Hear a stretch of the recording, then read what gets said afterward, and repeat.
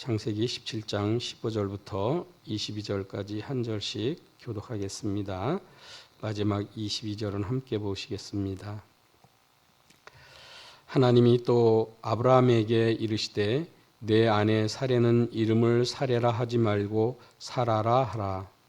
내가 그에게 복을 주어 그가 내게 아들을 낳아 주게 하며 내가 그에게 복을 주어 그를 여러 민족의 어머니가 되게 하리니 민족의 여러 왕이 그에게서 나리라. 아브라함이 엎드려 웃으며 마음속으로 이르되 100세 된 사람이 어찌 자식을 낳을까? 사라는 90세니 어찌 출산하리요 하고. 아브라함이 이에 하나님께 아뢰되 이스마엘이나 하나님 앞에 살기를 원하나이다. 하나님이 이르시되 아니라 내 아내 사라가 내게 아들을 낳으리니 너는 그 이름을 이삭이라 하라. 내가 그와 내 언약을 세우리니 그의 후손에게 영원한 언약이 되리라. 이스마엘에 대하여는 내가 내 말을 들었나니 내가 그에게 복을 주어 그를 매우 크게 생육하고 번성하게 할지라. 그가 12두령을 낳으리니 내가 그를 큰 나라가 되게 하려니와. 내 언약은 내가 내년 이 시기에 사라가 내게 낳을 이삭과 세우리라. 하나님이 아브라함과 말씀을 마치시고 그를 떠나 올라가셨더라. 아멘. 할렐루야. 오늘 본문을 통해서 새로운 이름, 새로운 시작이라는 제목으로 함께 말씀을 묵상할 때 은혜와 성령이 충만하실 주의 이름으로 축원드리겠습니다. 15절 말씀을 보면 하나님은 아브라함에게 이렇게 말씀합니다. 내 아내 사레는 이름을 사레라 하지 말고 사라라 하라. 아브라함에게 아브라함이라 라고 말씀하셨던 것처럼 사레에게도 새로운 이름을 부르게 하십니다. 이렇게 아브라함과 사라에게 새로운 이름을 주고 그 이름을 부르도록 하게 하신 것은 전능한 하나님의 약속이 담겨 있다라는 사실입니다. 그리고 운명의 변화가 일어나고 과거에 분리된 새로운 시대의 도래를 뜻하기도 합니다. 그러니까 이제 과거는 모든 것 다 없어졌어. 그러니까 이제 새로운 마음으로 그리고 하나님께서 주신 그 약속을 잊지 말고 그 약속대로 사는 내 이름을 부르는 자나 또 부를 때나 그리고 내가 기억할 때나 언제나 생각하면서 하나님께서 하신 약속을 잊지 말라라고 이렇게 말씀하고 계시는 것입니다. 그에게 이렇게 약속의 말씀을 남기시고 운명의 변화가 이루어지고 그리고 미래의 시대를 향해서 나아가는 그러한 출발점을 준다는 그 이유는 16절에 분명하게 이야기하고 있습니다. 뭐라고 얘기하냐면 16절에 내가 그에게 복을 주어, 내가 내게 복을 주어라는 말을 두 번이나 하면서 즉 하나님의 축복이 있기 때문이다 라고 이렇게 말씀하고 계시는 것입니다.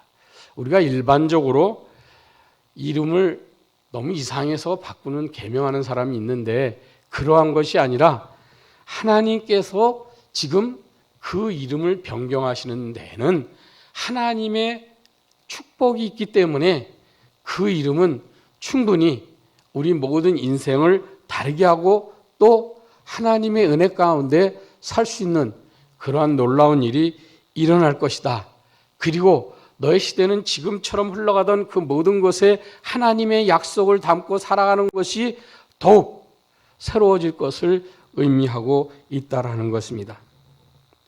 그 축복은 구체적으로 가깝게는 아들을 낳아주게 하시는 것이고 미래에는 사라가 여러 민족의 어머니가 되고 민족의 여러 왕이 그에게서 나는 것입니다.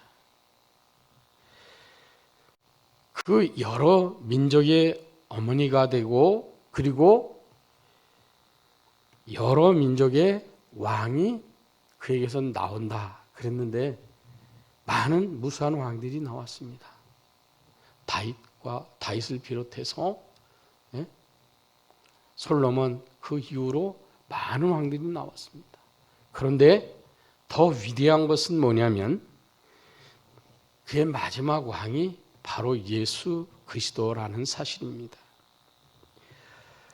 죄가 지배하던 세상이 하나님의 복으로 구원이 완성되기까지 그 구원의 복을 누리는 삶이 된다라고 이렇게 아브라함에게 말씀하고 계시는 것입니다. 하나님의 말씀을 들은 아브라함의 반응은 어땠나요? 오늘 본문 말씀을 읽으면서 아브라함을 비판적인 시각으로, 비난하는 시각으로 이렇게 보고 말하는 사람이 있지만, 그러나 또 한편으로는 이해가 가기도 합니다. 그래서 우리는 또 아브라함처럼 말할 수도 있다라는 거예요. 그 말은 뭐냐면 17절에서 아브라함이 엎드려 웃으며 마음속으로 이르되 그랬어요. 100세 된 사람이 어찌 자식을 낳을까? 사라는 90세니 어찌 출산하리요? 이게 뭐라고요? 마음으로 한 얘기예요. 근데 그의 행동은 지금 어떻습니까? 엎드려 있는 상태입니다. 하나님께 엎드려서 내가 당신의 말씀을 듣겠습니다. 말씀을 하옵소서. 주여 말씀하면 내가 따르겠습니다. 순종하겠습니다. 그런 모습을 하지만 그는 실제로 마음속으로 웃으면서 하나님 무슨 말씀을 그렇게 심하게 하십니까? 내 처지를 한번 보세요. 과연 내가 자식을 낳을 처지입니까? 더더구나 우리 아내를 보십시오. 우리 아내도 이미 자식을 낳을 만한 그러한 생물학적인 그러한 근거를 가지고 있지 않지 않습니까? 그래서 그는 마음으로 내 아내는 90세가 되어서 어떻게 출산을 하리요? 라고 이렇게 말하는 것입니다. 75세에 부름받은 아브라함은 지금까지도 사라에게서 자식을 낳지 못했는데 생리학적으로 한계에 도달한 이 시점에 진짜 출산한다는 것은 있을 수 없는 일이에요. 상황을 보거나 그의 처지를 보거나 현실을 맞닥뜨렸을 때 아브라함이 그렇게 생각할 수 있는 것은 당연할 수 있어요. 우리도 그러잖아요. 이만큼 살았는데 뭔 또 하나님의 내가 이만큼 신앙생활 했는데 또 무슨 더 은혜가 내가 이만큼 살아왔는데 내가 이만큼 많은 것 이뤘는데 그 다음에 어쩌라고 이제 나는 인생이 마감되면 하나님께 설 날만 있다. 천국에 들어갈 일만 남았다. 이제 모든 일 다 마감해야지 라고 말하면서 이야기하고 나에게는 이 땅에선 소망이 없고 그리고 하나님이 나에게 주신 이 삶을 이제 다 살았으니까 이제 마감할 때야. 내 뜻대로, 내 생각대로, 내 가치관대로, 내가 처한 상태대로 우리는 말한다라는 거예요. 그렇지 않습니까?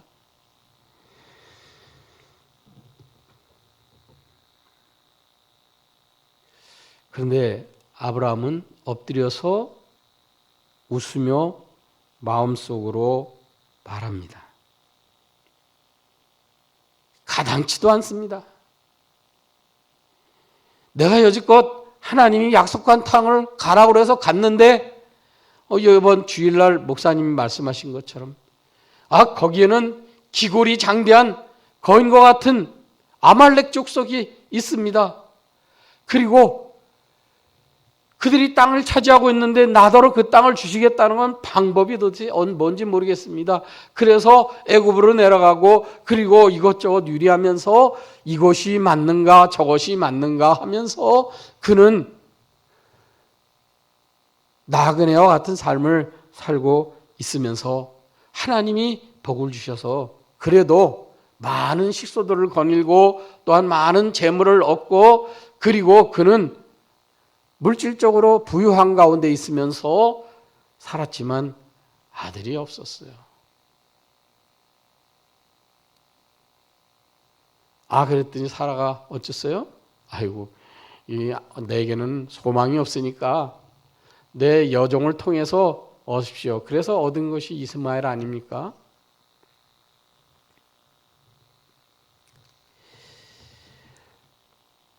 어제 우리 묵상한 말씀의 3절에서도 아브라함은 엎드렸어요.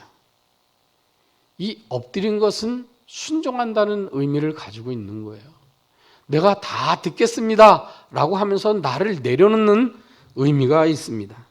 그런데 마음에는 불신의 웃음을 짓고 있다는 사실입니다.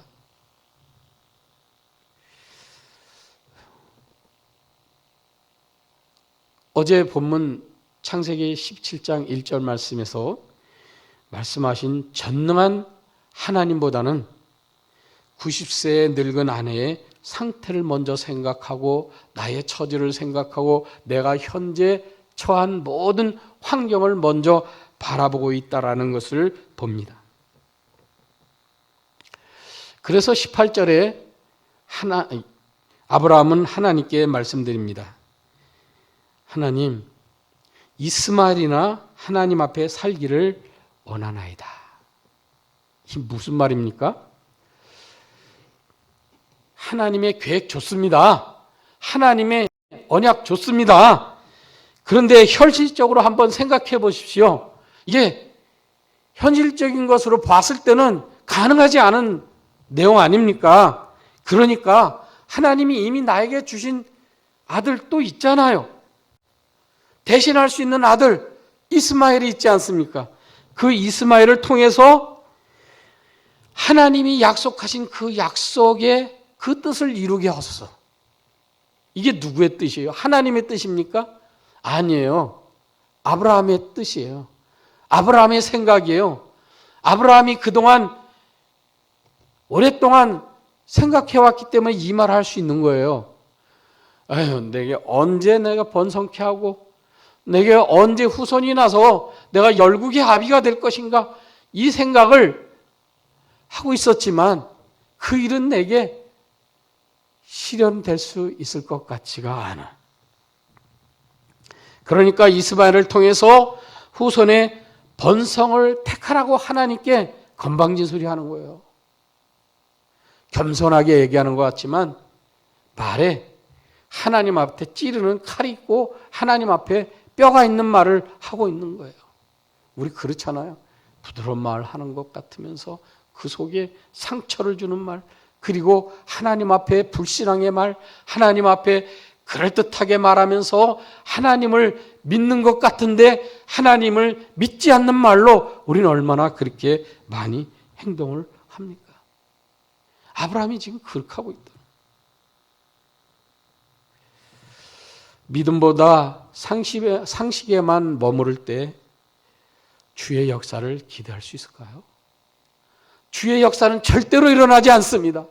그곳에는 하나님의 은혜가 임하지 않습니다. 그럼에도 불구하고 하나님은 어때요? 당신이 사랑하는 백성이기에, 당신이 택하여 부른 백성이기에, 당신이 불러서 지명한 하나님의 백성이기에 그에게 은혜를 주신다라는 사실입니다. 고린도전서 1장 27절 28절에 보니까 하나님께서 세상에 미련한 것들을 택하사 지혜 있는 자들을 부끄럽게 하려 하시고 세상에 약한 것들을 택하사 강한 것들을 부끄럽게 하려 하시며 하나님께서 세상에 천한 것들과 멸시받는 것들과 없는 것들을 택하사 있는 것들을 폐하려 하시나니. 이 말씀은 창세기 17장 1절 말씀처럼 나는 전능한 하나님이시라고 하신 말씀대로 현실이 되게 하십니다. 하나님이 하시고자 하면 우리 마음가운데 잠시 불신앙의 마음, 불신의 마음이 있다 할지라도 하나님께서는 그 은혜의 약속의 말씀을 잊지 아니하시고 현실로 일으켜 주신다라는 사실입니다.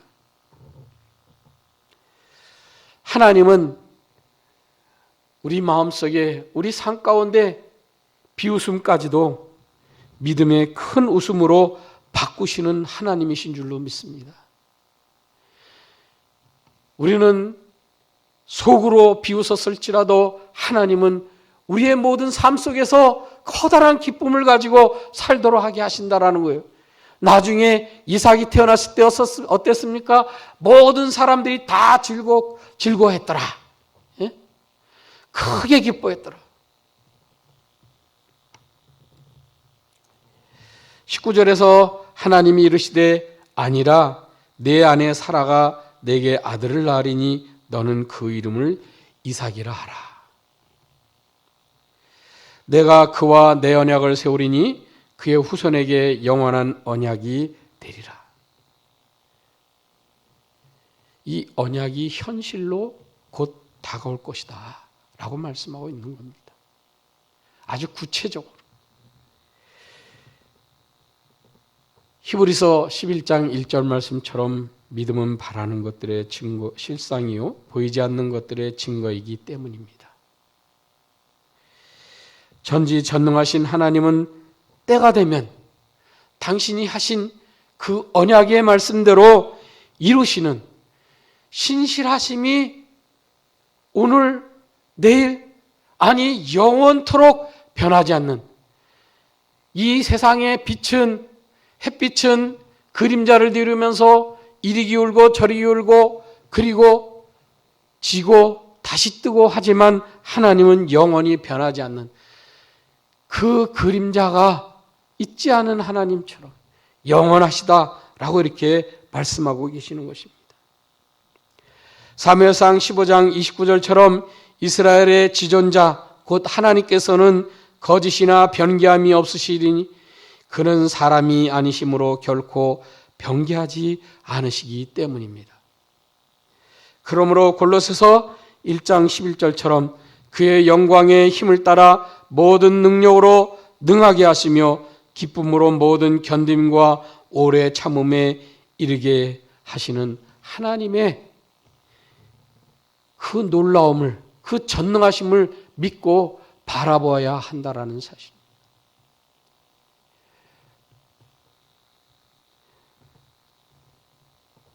안일한 신앙생활에 지금 멈춰서 있습니까? 이만큼 하면 됐어 라고 안주하려는 그러한 때는 없었습니까? 하나님, 내게 주신 이 은혜만큼 이만큼 살았으니 됐습니다 라고 말하는 적은 없었습니까?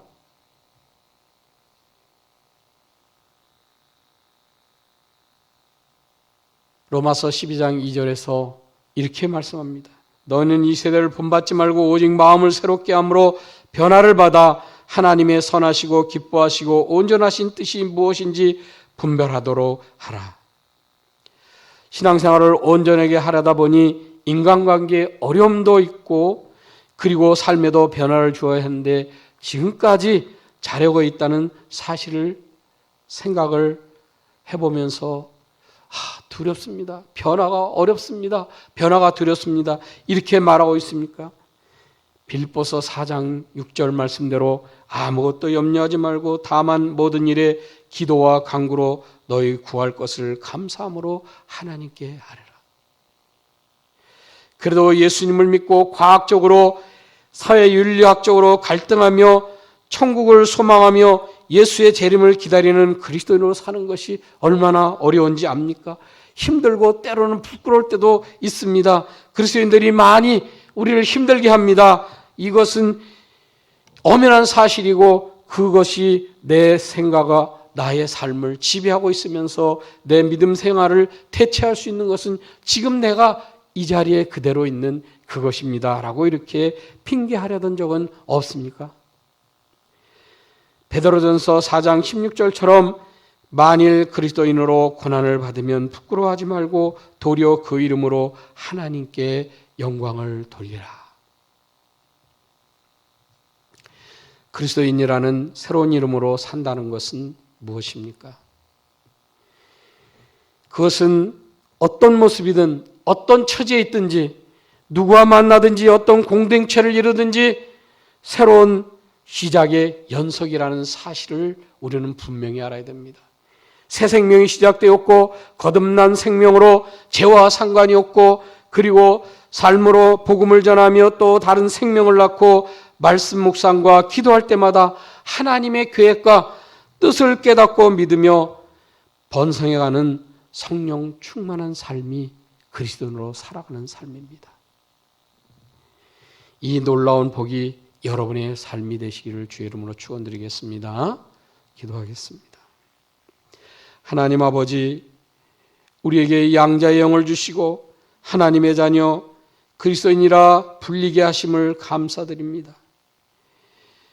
하나님의 자녀 삼은 저희들에게 성령으로 거듭나고 구원받은 백성다운 삶을 살도록 은혜를 베푸시고 말씀을 묵상할 때마다 기도할 때마다 우리의 삶에 전능하신 하나님의 능력과 놀라운 계획을 깨닫게 하시고 믿음으로 살아갈 수 있는 은혜를 허락하여 주시옵소서.